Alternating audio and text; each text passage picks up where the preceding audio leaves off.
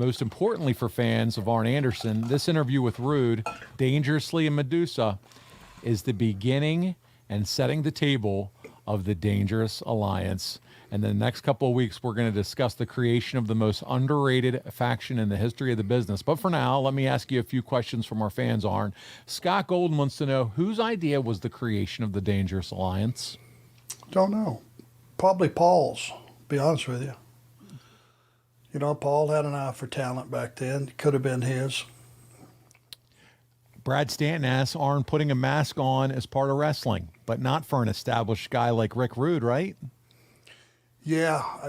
I mean, they're masks, especially, I mean, that was like a Wrestling 2 mask that he had on. Mm-hmm. When they're dated like that, and you still see it today, you know, different promotions. I don't know if they think that that's the way to go, to send you back to a time of mass wrestlers.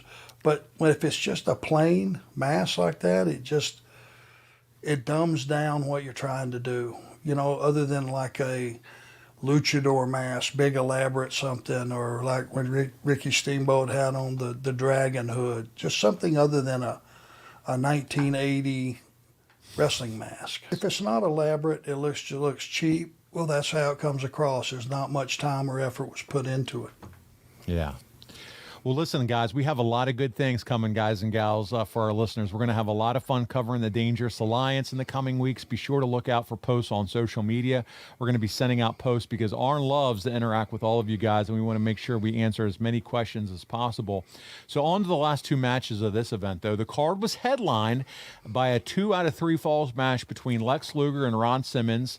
Luger will be seconded by Harley Race with the American Dream, Dusty Rhodes, in the corner of Ron Simmons, and a fun little Easter egg for the NWA traditionalists, knowing the battles with Race and Rhodes had in the late 70s and early 80s over the 10 pounds of gold. It's just cool to see them both kind of standing in their man's corner here in this championship match, Arn.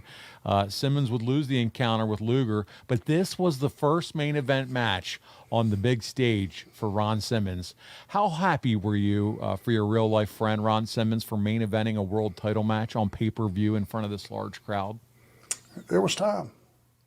It was time for him to move up a step and move up into that golden circle, because he had everything, and what a gentleman he was on top of all of his physical attributes. He listened, he wanted to learn, and just a great guy. You were happy for him.